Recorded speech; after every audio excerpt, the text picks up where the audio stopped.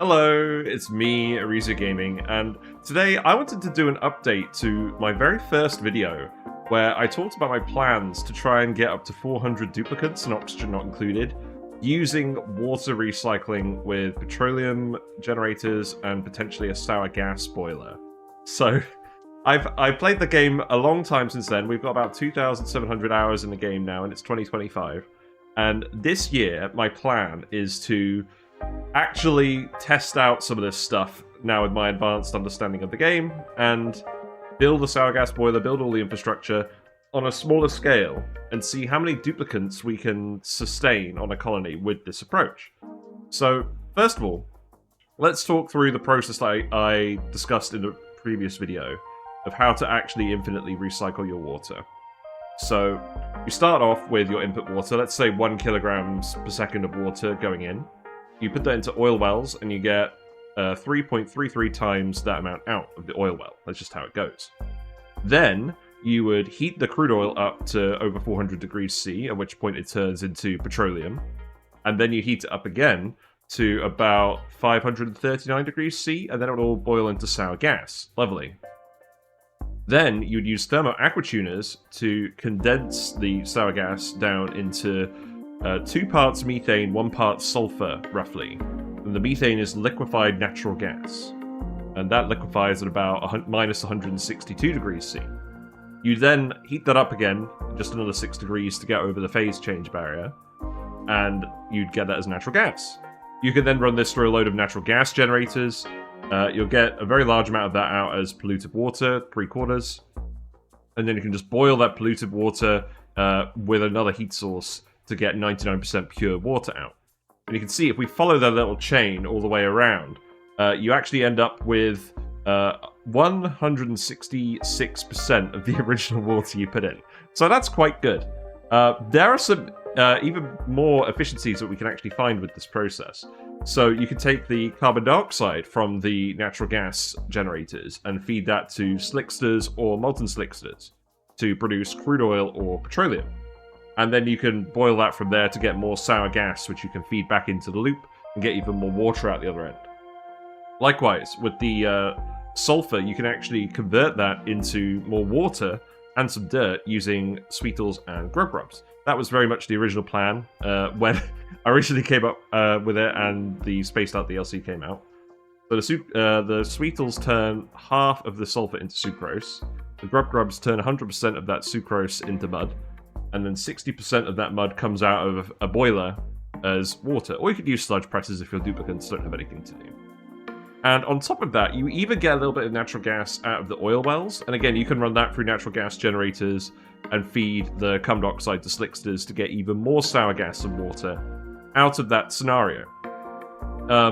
And how can we describe the relationship with what's going on here? Well, what I've got is I've got a few formulas down here. So we have W, which is the water term, and we have S, which is the sour gas term. The first formula, we have the n plus 1 term of water equals AB minus 1 times the first input water plus B times the input sour gas. And in this case, A, B, and C are 3 different ratios. So A is the conversion ratio of water into sour gas initially. So with this approach, it's 3.33 for all of these, using the oil wells. B is the ratio of converting sour gas back into water via the various mechanics. So in this case, it's quite high. You're getting a lot of the water back from the sour gas because you're recycling it in so many places.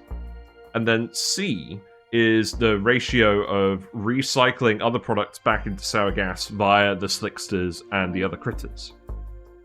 So obviously, if you're not using critters, you're not getting that C term, you're not getting the extra efficiency. And there's 3 key parameters that I want to talk about that summarize what this system ends up doing. So the first one is WT. So that's the total throughput of the system once you've finished recycling all of the water. Now, in the original video, we used the minus 1 term in that relationship. So essentially what we were saying was, once we put the input water in and gotten the whole sour gas boiling process started, we were going to take that input water out and just continually recycle it from there. What I didn't realize at the time when I recorded that was, if we're applying that relationship the whole time, then that means, essentially what I'm saying is we're taking out the input water for each stage of recycling at each point. And you may want to do this, because you can take that input water out and reuse it in your base while this is all scaling up, for bristle blossoms, electrolyzers, etc. But if you don't actually want to take out that water for other uses, and you just want it to recycle, you can get rid of that -1 in the expression. And what that means is, when you're looking at the total throughput of the system, you can remove that 2 on the denominator. And that denominator is effectively telling you whether the system is going to be able to scale up infinitely or not. So if 1 minus C is less than AB, then you're going to result in a negative number, and that means it's crossed the asymptote, which means you can scale it up forever. That basically just means you're getting more water in than you're putting out. And if you're not taking out that initial input water, then even just using regular petroleum generators is actually good enough. We talk about that a bit in the previous video, I'm not going to go into it in too much detail here. But even just using petroleum generators instead of sour gas boilers, you can infinitely scale up your water up to your maximum number of oil wells. That's the constraint on the system size, is how many oil wells you can run. There's a fixed amount of oil reservoirs on the map after all. And then with sour gas boilers, obviously it becomes a lot more efficient. And if you involve all of these critters in the recycling process, you can actually end up with that AB ratio exceeding 2 times 1 minus C. And that means you can even take the input water out and reuse it in your base, and still scale it up infinitely, which is obviously very powerful. That was the conclusion of the last video. So that's good. But for most intents and purposes, that total throughput is going to be constrained by either the amount of oil wells you have, or the amount of space you have for critters for recycling of various products. And that will be more relevant as I continue. So let's just say that WT is the final size of your system. How much water is actually running through your system at the end of it. Then we have WE. So WE is the excess water you can take out of the system once it's at max size. So once you've got it as big as you want, by recycling it with your sour gas boilers and whatnot, this is how much water you have to play with at the end of your system that's produced spare. And this depends on A, B, and C as well. It's a relatively simple relationship. And if we compare these different options here, so I've got the table in the bottom left. It talks about petroleum boilers, petroleum generators at first. And with that system, you only get about 26% of the water out as excess water once it's all scaled up, which is fine. That's a substantial amount of water if you've got a large base and you're running a lot of oil wells. But as we go over to the sour gas boiler, that increases to about 68%. So that's quite a significant increase. And then as we add the critters in different stages, so if I actually just... Yeah, here we go. So here's the initial approach without any critters. So just constrained by oil wells. And then if we add the molten slicksters to recycle the carbon dioxide, then that ratio increases to about 84%. So you're getting a lot more water out of it because you're using all of the carbon dioxide. Recycling it in because the slicksters love to eat it. And you're getting all the food from all this at the same time, so that's nice. Then if we instead added the sweet eels and the grub grubs to eat all the sulfur, you can see that contributes more overall to the excess water produced by the system, because obviously you're getting a lot of extra water out of the mud compared to the carbon dioxide recycling, which is giving you the sour gas, which you have more of. The input water is more valuable than the input sour gas in this case. And then if you combine them both, you end up with 120% of your throughput of your system for all your sour gas boilers. You end up with 120% as your excess. So if your final system size is running on 10 kilograms per second of water, i.e. one liquid pipe, you're going to be able to get 12 kilograms per second of water out. That's quite powerful. Now the final term is PE. So this is the excess product that you take out. So what about, instead of taking out the excess water for electrolyzers and bristle blossoms, you actually just took out petroleum or plastic? In this case, with the oil wells, we would only be able to take it out as petroleum. What we would do is we would put the excess water into the oil wells, we would run it in a boiler up to the petroleum temperature, and then just take the petroleum out of the pipes. If we do that, then the amount of excess petroleum we get increases quite a bit. And again, with the petroleum generators, that 26% of excess water turns into about 69% of excess petroleum, compared to the throughput of the system in terms of water. And then this increases as we go through the different methods again, from about 1.35 using only a sour gas boiler and just taking out all of the excess petroleum. And that increases all the way up to about 1.82. So 182% of your water throughput can be taken out as petroleum. Now, you can't take all of the excess water out as petroleum, because obviously you're constrained at this point by the amount of oil wells you're running.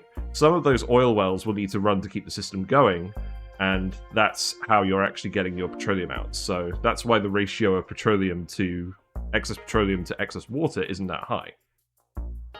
But that summarizes the overall system. A slight correction from the previous video. I did say that the dirt from the natural gas generators for the main natural gas wasn't significant, but you can add it on. That's a little bit of extra dirt you're getting out. Solids don't spawn below 1 grams per second per instance, so that's why I've neglected the dirt for the oil well natural gas. But that does apply to the main natural gas. And yeah, as I said before, the WT, the throughput, if you are recycling all the water continuously, you can just remove the terms highlighted in red from those equations, and you can scale up pretty much whatever system you want infinitely, which is great. Because that basically means if you set up all the infrastructure, no matter what you do, even if you're just using petroleum generators, you can scale it up to whatever size you want. So this is really good. But why have I actually decided to make this video? Well, there's actually a few new pathways for recycling water using sour gas boilers that are slightly more efficient, or at least interesting to talk about. Partly because of the new DLC updates with the Spigot seals and the bionic duplicants, and partly just because I forgot about Glossy Dreckos and how you could potentially factor them into this whole process. But we'll talk about Glossy Dreckos in a minute. So, this is the modified flowchart of how the recycling goes if instead of using grubs to eat the sucrose and produce mud, you feed the sucrose directly to Spigot seals to produce ethanol. So the Spigot seals will eat the sucrose. They will turn it into about 129% ethanol. It's funny. They'll eat 30.8 kilograms of sucrose and turn it into 40 kilograms of ethanol. It's because they turn nectar into ethanol 1-to-1, and nectar is like, I don't know, like 77% sucrose or something. So that's why it's a bit of a funny number. But then instead of feeding the mud into sludge presses or boilers, you can feed that ethanol into petroleum generators and get more polluted water out, which could turn into 99% water, and then more carbon dioxide, which you can then recycle again with molten slicksters to get more sour gas, more petroleum, etc. And also, the Spigot seals themselves, they, when they expire, they turn into tallow. They turn into 50 kilograms of tallow each. And the thing about that is, you can melt the tallow at 80 degrees C into more crude oil, which you can then boil into sour gas, which again, you can recycle into the whole loop. Now, the formulas and relationships for these terms stay the same, but the ratios A, B, and C change slightly. Well, A stays the same because we're still using oil wells to get our initial sour gas. But B changes. So if we're comparing it to the Sweetles and the grubs, you do get slightly less water back from the sour gas by this method. So the variable term for B, instead of being 0.99 times the amount of critters you have, if you have enough critters to process all your materials, R equals 1. Instead of being 0.099, it becomes 0.0796, which is worse. Not by a lot, but it's a little bit worse. However, it means that even if you're not using... it means that you're actually recycling more sour gas internally. So if you're just using Spigot seals, instead of C being 0, it becomes 0.0395. And if you're using both Spigot seals and molten slicksters, because you've got a lot more carbon dioxide to process as well, C actually increases all the way up to 0.1513. So that's quite a lot of internal recycling going on. And this is enough if you're, so long as you're actually, theoretically, so long as you're actually handling all the spigot seals, and when they're breeding, you're taking all the excess spigot seals produced by your breeders and immediately melting them into crude oil. As cruel as that sounds, it does actually increase the excess water and excess petroleum you can get out of the systems. So if you're doing it with Speetles or grubs, like shown here, you're potentially getting up to 120% of the water out that you put in at max size, and you're getting up to 182% of the excess petroleum out at the water size. But if you're doing it with the spigot seals instead of the grubs, you actually can get up to 130% of the excess water out and about 188% of the excess petroleum out. Obviously, there's a little bit more complication going on here, because managing the spigot seals is more annoying, probably, than managing the grubs. But you do get some extra efficiency for recycling, which I thought was pretty neat. I think it's pretty tangential whether you want to do this or not, but it's an option. And again, if you're just doing it with the spigot seals, there's less overall efficiency gains, but it's still comparable in efficiency to using grubs, even if you're not recycling any of the carbon dioxide. It's still slightly more efficient technically, just because you're getting that little bit of internal recycling going on, which I thought was pretty interesting. And yeah, you can see at the left, I talk a little bit about the maths behind the spigot seal. So we're assuming here that each spigot seal lays 15 eggs before dying. Each one lives for 100 cycles. They have 95 cycles as an adult, and one of the eggs is going to need to replace them. So that's how I've determined how much crude oil you're getting from the expired seals. Might be a little bit wonky maths, but it's more or less that order of magnitude. So, yeah. And then there's actually a completely different route that we can take. That was something I could have considered in the first place back in 2022, but I didn't think of.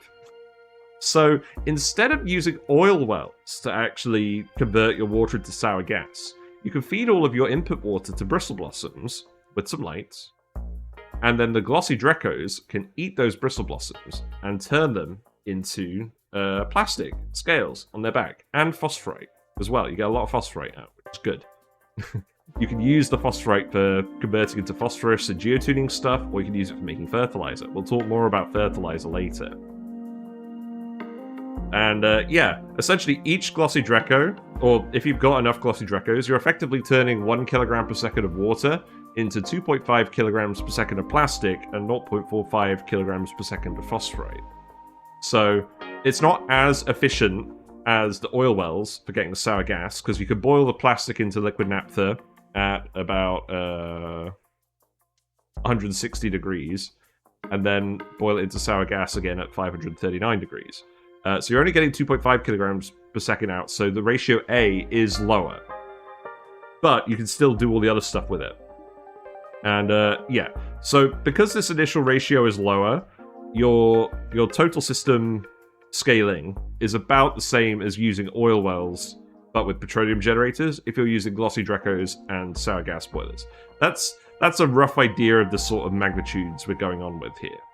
And when you scale it up with all the critters, you end up with about 63% of excess water coming out, and then that converts to about 96% of excess products coming out the other end. Now, the interesting thing in this case is instead of getting the petroleum out, you're getting mostly plastic out. You can get some petroleum out via recycling with the molten slicksters if they're involved in the chain. But most of it is going to be directly plastic. It should be noted that when you're taking out petroleum from the system, you can still convert it into plastic using polymer presses, but that takes power, and also it's only 60% efficient. So it's an interesting thing. Like, overall, if we go back to this system, the excess petroleum is very high with the spigot seals. It goes up to 188%. 60% of that is about, I don't know, like 120%. So that's still higher than what you're getting out with the Glossy Dreckos, for reference. So it's still better to use the oil well approach for producing plastic, and you get the steam and the carbon dioxide from the polymer presses, but that's fairly minor. So I'm not really thinking about that too much. But one thing to note is, because this approach doesn't require oil wells, you can scale it up forever until you run out of space or frames on your computer and it explodes. How is this relevant? Well, if you've got a map where you've got, say, only 3 oil wells, you can scale it up to maximum size with the oil wells using the previous approaches here and here. But if you actually run out of oil wells, you can take all of that excess water and put it into Glossy Dreckos and continue the recycling and get even more water and plastic out. So it's like a follow-up stage where you take the previous oil well stage, calculate the excess water, and then use that as the input water for this stage. If you really felt like doing that. And what my plan for 2025 is, we're going to do a run on a map with 0 oil.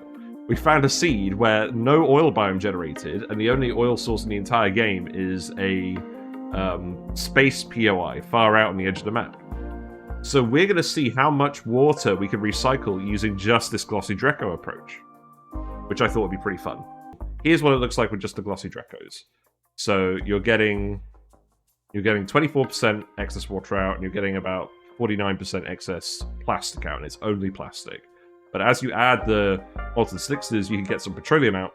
In this case, the amount of excess plastic you can get out is the same. But you're also able to get the excess petroleum out from converting to carbon dioxide, so that's why that ratio increases. And then if you add the grubs, again, because there's no petroleum produced at any point in this loop, you're only getting the plastic out, but you do still get some of the petroleum out as with the molten slicksters if you're using all of the critters. All 4 different types. It should be noted in this case, the actual ratio of petroleum you get out is less, but the total volume is more. So yeah, that's this approach. And then, once again, instead of actually using the grubs, we can use the Spigot seals. And again, because they convert the sucrose into ethanol, you get the crude oil out of the Spigot seals, you actually end up, if the maths works out, you actually end up with more excess products. So if we have a look at just with the Sweetles and the Spigot seals without the molten slicksters, your excess water ratio goes up from 49% to about 50%, and then your excess products ratio goes up from about 82% to about 84%. And some of that will be petroleum because you can boil the crude oil from the dead seals. And then with the full system in place, your excess water goes from 63% to 70%, which is a pretty substantial increase. And then your excess products goes up from 96% to 103%, with up to 26% of that being petroleum. In this case, you're getting a lot more petroleum out because you're producing a lot more carbon dioxide. So that gives you a nice balance between petroleum for your rockets and supercoolant production, and then plastic for building stuff. You're still going to end up with way more plastic than you ever need, but whatever, it's a solid. You don't have to worry about storing it. So yeah, this is a pretty interesting pathway, and I'm going to try it with the Spigot seals in my 2025 run as well, because they're cute, and it's different than what we tried last time. And I'm increasingly falling in love with Spigot seals. I think they're pretty underrated. I kind of snubbed them in my first Frosty Planet playthrough, and they're pretty easy to get off the ground, and just the fact they produce cold ethanol is great for cold maps, feeding plants, etc. And you can still use it for all the power shenanigans later on. So, where does it leave us? Well, we've still got a question. How on earth do we get all these critters, and how many critters do we actually need to do all of this recycling? So, I've got a load of formulas here. These are mostly based on the throughput water of your system. And it tells you how many critters you're going to need of each type for each approach. So the ratio A is involved in all of these. So that's the initial water recycling ratio. Water turning into sour gas. Lower for Glossy Drecko builds, higher for oil well builds. And then the numbers are all critter specific based on how the critters reproduce and how much of each material is actually produced. So in this case, I'm using D to symbolize Dreckos, Glossy Dreckos, M for molten slicksters, S for Sweetles, G for grubs, and $ for Spigot seals, because why not? Grubs have longer lifespans than the other critters, so that's factored into this. There's essentially 3 different approaches you can take. You can have just tame critters eating all of the materials, So that approach gives you the least critters, but it requires the most ranching time. I'm sure you could do it with brackine and plant pulverizing, but frankly, that feels overcomplicated at this point. You could use that to automate some ranches, but I'm going to assume that you've just got ranching dupes. You're going to have enough water and food for all of your dupes if you're doing anything like this and breeding this many critters, so I'm not worried. Then there's the approach where you have just glum creatures eating all of these foods. So they only eat 20% of the food that the tame ones do. And that gives you a rough idea of how many of those you would need. And then there's the approach where you combine tame and glossy ones. So in this case, the tame ones are actually eating the food, and they're also producing the glum eggs that are stored somewhere else. So the glum guys aren't getting stored in a ranch. They're just eating the food and dying and replacing themselves. But the tame ones are actually producing the excess eggs. So the combined approach has the least number of ranches, but it still requires substantially more critters than just having the tame critters.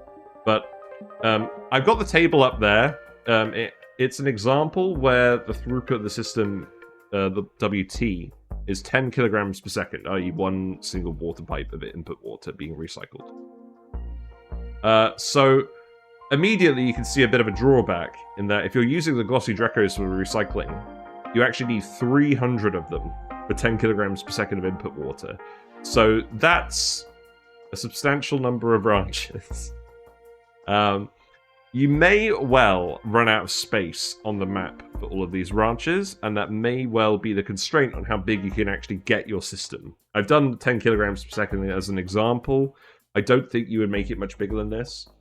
One thing to note is you can actually put critter ranches inside rocket interiors and melt the walls to create more space, but you can only make 16 rocket interiors or rocket capsules on a planet, so... If we're looking at the amounts of molten sticks that's required, it's slightly less, but it varies with the approach. If you're using Glossy Dreckos and Grubs, it's the least at about 126. If you're using Oil Wells and Grubs, it increases to about 170. If you're using Spigot seals, you've got a lot more carbon dioxide coming out of it because of the ethanol generators, so it goes up to about 227. And when you're using the Oil Wells and the Spigot seals, you require the most molten slickers at 303, so about the same amount as your Glossy Dreckos. So that's something to weigh up in pros and cons as well. How many of each critter you require. Sweetle amounts, the Glossy Drecko amounts have a lower throughput overall, so they only require about 250 sweetles. The Oil Well setups have a higher throughput, so they require about 330 sweetles. If we look at the Grub approaches, the amount of Grubs required for all this processing is just a third of the amount of sweetles, because they're directly linked. And then if we look at the Spigot seals, the amount of Spigot seals you require is slightly less than a third of the amount of sweetles. It's not exact, but it's pretty close. So you don't need as many ranches for the Grubs and the Spigot seals, which is also why it's a good step to include in the recycling. You get a lot of extra efficiency for not a lot of extra ranch space required. And what I've done as well on this table is I've calculated decimal numbers, but the bold numbers are what's actually relevant because you've got discrete numbers of critters. You can't have 0.5 of a Spigot seal. And that determines how big the systems get. And it also determines how many critters you end up with spare that you don't need to feed and are just produced by all of your breeders if you've got a combined approach going. So that's what that spare number is. It doesn't really matter too much. It just means in some cases, because of the rounding, you've got to round up from a decimal number of critters to actually handle all the materials. You will end up with some spare critters, so give them nice homes. Be nice to them. So yeah, that's an idea of the critter size of the system. And now we move on to the final bit, which is fertilizer. So something else I didn't consider with the Glossy Dreckos. You can actually fertilize the bristle blossoms so they grow twice as quickly. This means you can feed twice the number of Glossy Dreckos off the same number of bristle blossoms, which means you actually get twice the input efficiency of water into sour gas. So A increases all the way from 2.5 to 5, which is a gigantic increase compared to the oil well system efficiency. Now, there is a slight caveat to this. This setup would require your Glossy Dreckos to be ranched in one room, and then wander into another room, which is a greenhouse for the bristle blossoms. I'm not 100% sure how this ranch design would work. I have seen Glossy Drecko ranch designs where they've moved them from room to room on a daily basis with automation. You may need to do something like that to ensure the Glossy Dreckos are eating fertilized bristle blossoms, but it is technically possible, which is why I'm going to talk about it. So yes, this means you can put in fertilizer and get a massive efficiency boost because the throughput is so much higher. The issue with this system is, how do you make the fertilizer? And can you actually make the fertilizer from all of the byproducts of the sour gas recycling loop? The answer is yes. So when you're boiling the polluted water, you're producing a little bit of dirt. But the main thing is, when you're boiling the mud, you're producing a lot of dirt. And this is way more dirt than you actually need for the fertilizer machines to run alongside all of this. Your Glossy Dreckos are also producing the phosphorite you need. And obviously you're getting a lot of polluted water out at each stage as well. And those are the 3 ingredients that you need to make fertilizer. So you put them in the fertilizer synthesizer and you get the fertilizer out and get a little bit of natural gas out, which you can recycle. It's a very small amount of natural gas, so I'm mostly assuming in this case that natural gas is getting turned into 75% water and 12.5% of sour gas via the recycling methods we talked about earlier. And the dirt from that is negligible. And this effectively means you just need to feed in a little bit of the input, you need to feed in a little bit of the polluted water from your natural gas generators into the fertilizer synthesizer. So that does overall reduce the throughput of the system very slightly. But the massive gain you get from using the fertilizer is a lot better. And you can solve the problem numerically to determine exactly how much polluted water you need to take out, produce exactly the right amount of fertilizer. So in the top right, you're putting in this case, you're putting in 1 kilogram per second of water and 1/90th of a micronutrient fertilizer per second. So 1 micronutrient every 90 seconds. Normally, you would need to use 1 micronutrient fertilizer every 18 seconds with a 0 farming attribute duplicant. But the actual amount, the actual duration for which the fertilizer lasts on a plant increases with the duplicant's farming attribute. And now this is where the bionic duplicants come in. Because now, with bionic duplicants, you can get a duplicant up to plus 40 farming attribute instead of plus 30, which was the previous maximum. So with 40 attribute points, it gets to the point where you only need 1 micronutrient fertilizer every 90 seconds for every 1 kilogram per second of input water for the bristle blossoms. So in the top right, we put 1 kilogram per second of water and 1 micronutrient fertilizer every 90 seconds. And then we get about 2.9 kilograms per second of water back out via all the recycling, which is nuts. And then the amount of micronutrient fertilizer we get is also 2.94 times. It's the same proportion. We've solved it numerically to get the same proportion by adding the specific amount of polluted water and the specific amount of dirt needed. And we obviously still get a lot of excess phosphorite and dirt out as well, which we could use for other things in the colony, like fertilizing other plants, geotuning metal volcanoes, all that stuff. So yeah, the efficiency increases a lot. I'm not going to go on about it too much, but here's the equations that sort of end up determining how much polluted water needs to be recycled in. You've got a few different terms, they're getting summed together. I'm not going to explain it too much because it's kind of silly. But the end result is you need to recycle about 2.1% of the polluted water output from your natural gas generators into the fertilizer machines for it to work. So you would scale up your amount of fertilizer machines based on that ratio. So it's not a lot of fertilizer machine. And then what we could also do, so this is the same process, but for the spigot seal approach instead of the grub rum approach. Now, there's one additional complication on this. You don't actually produce enough dirt on its own to make the fertilizer.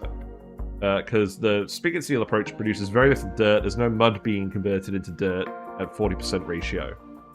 But there is a very interesting wrinkle. you can boil fertilizer directly into dirt 1-to-1 at 125 degrees C. So what we could do with this approach is we can divert more polluted water in, make more fertilizer than we need, and boil the excess fertilizer as dirt to feed back into the system. And again, this results in another system of equations. Compared to the previous approach, you get less water out overall, and you obviously don't get the dirt out, but you do get much more sour gas out, or much more petroleum as your excess product. So it's comparable in efficiency. It's not as efficient as the spigot seal route is not using fertilizer relatively, but there are still some pros and cons might be worth considering, and it's probably what we're going to do because it's just a fun theoretical exercise. So this is what we're going to try and do in our 2025 run, on oxygen not included. So the system of equations is similar, but in this case what we're actually doing, so instead of trying to make the ratio of fertilizer that we need to the amount that we produce to 1, what we're actually trying to do in this case is we're trying to set the amount of polluted water we put in, the amount of dirt we produce, to 0.6. This is the ratio that's required by the fertilizer machine. So, yeah. So essentially, yeah, that ratio should be 0.6 for the fertilizer machines to be operating. And we can solve the equations on that basis, which results in us requiring 3.54% of the polluted water to be diverted from the natural gas generators into the fertilizer machines. So you need about probably 1.75-ish times the amount of fertilizer machines for this approach. But you do get a lot more sour gas out of it. You do get a lot more petroleum that you could take off the system with this approach. So yeah, to summarize, that's pretty much it. So the tables here, the bottom left table is directly comparing the Glossy Drecko's approach to the Oil Wells approach and to the Glossy Drecko's with fertilizer approach. So you can see A increases substantially adding in fertilizer from the machines, B reduces very slightly, and C increases very slightly for the Glossy Drecko approach. But it's still lower than for the Oil Well approach. But the end result is, doing the Glossy Drecko's with fertilizer and grubs, you can get 221% of your water out as excess compared to what you're using to run the system. And that's an increase from 120% for the Oil Wells approach with grubs. So that's huge. You're literally getting your entire system again in excess water. It's a gigantic increase. And again, for the amount of products you're getting, you could get potentially 344% of your input system size, or your system throughput of water, as plastic and petroleum. You're only getting about 14% of your water throughput as petroleum. The rest of it is all going to be plastic. You can make an insane amount of plastic with this approach. And if you're doing it with the spigot seals, the efficiency increases even more. It increases up to 231% excess water compared to your water throughput. And it produces 349% of your water throughput as excess products if you're taking them out. And up to 27% of that can be petroleum. So it's an absolutely gigantic system. And obviously you can scale up as big as you want because it's super, super efficient. You're getting so much water out of it.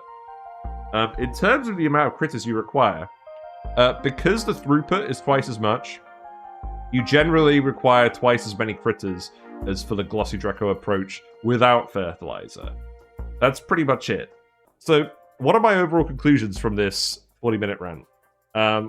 So, basically, compared to the previous video, where we talked about sour gas boiling and petroleum boiling, you can infinitely rescale water with oil wells, Glossy Dreckos, petroleum generators, sour gas boilers, if you're introducing all of the water back into the system. But most sour gas boiling methods involving critters for recycling water can actually infinitely scale up even if you're taking out the input water at every single stage. So this gives you a lot of water to use in your colony while you're scaling everything up and building everything. This also means that you could run less critters and reduce the ratio R. So the ratio R here is the amount of critters you have compared to 100% throughput. If R is 1, you've got enough critters to handle all of the materials. But for the Glossy Drecko Fertiliser approach, you could set it to R equals 0.5. Fertilizer plants use half as many Dreckos and still get a lot of the stuff out, and then you've got a load of excess plants you can use. The amount of critters required for fully recycling the water with the most efficient ways is quite large, so I'm imagining what would end up happening is your overall throughput of the system would be relatively small. You'd have a normal amount of critters, but it would be completely free water, and it'd be a substantial amount of completely free water, even at a throughput of, like, say, 1 kilogram per second. You could run a colony off of, like, 25, 30 duplicants off of a setup like this with no geysers, is what I'm saying. People have done videos about that in Oxygen Not Included, literally running a colony off of just input plastic, input sour gas. And what I'm saying is, if you build the system to recycle everything like I've been talking about, you don't need any inputs. You put the inputs in to start, and then you can run it on a closed loop and just generate free resources. It's literally free resources, without geysers. So, if the dupes were ever going to make a space station and escape, maybe this is how they do it. And overall, yeah, the other conclusion is the Glossy Drecko loop produces all the necessary byproducts for micronutrient fertilization. If you're using a max attribute farmer, you probably don't have to use a max attribute bionic farmer, but it certainly helps. The less farming skill your dupes have, the more polluted water you need to add in for fertilizer production, which does reduce efficiency of the system, but it doesn't get low enough that it's not worth doing, apart from a complexity point of view, of course. And you do need to build a special ranch that lets the Glossy Dreckos in and out to eat the fertilized plants. That's very important. But yeah, lots of stuff to think about. It would be very interesting to see anyone execute this in a game of Oxygen Not Included. But we're going to try and do that in 2025. That's my goal, is we're going to try and build all of this and see how all this recycling works. So yeah, thanks for watching. Let me know in the comments if you're interested in sour gas boilers. I'm very keen to actually make one in the game. Have you guys made them? Have you guys done a lot of water recycling like this? Have you guys played on a seed without any oil wells? Because there are a few of them. There's a lot of arborias and medantes like that, I think. No, not medantes. Arborios. Arborios is a type of rice. What am I talking about? But yeah, we stream on Twitch. We're streaming currently Wednesdays, Thursdays, Fridays, 7:30 to 10:30 British time. The Oxygen Not Included. We're doing a little test run at the moment, just of all the bionic duplicant content. And we're gonna try and get to the resin tree in that, but we're gonna move on from that at some point, and then for the rest of the year we're gonna be really trying to do this on the seed without any oil, so that should be a lot of fun. And yeah, there's also Discord where we hang out and we talk about Oxygen Not Included. If you have any questions relating to stuff from this video, feel free to leave them as comments here, or we can talk about it in Discord. I don't mind. But yeah, thanks for hanging out. I appreciate you watching, and hopefully I'll see you soon. Bye for now. Whisker sends thanks to the following Twitch subscribers and YouTube members: 999999999, Gamic 6, Grey Area, Neo Deus Machina, Porcelet, Sweet Danger Kitty, and Uglavisk.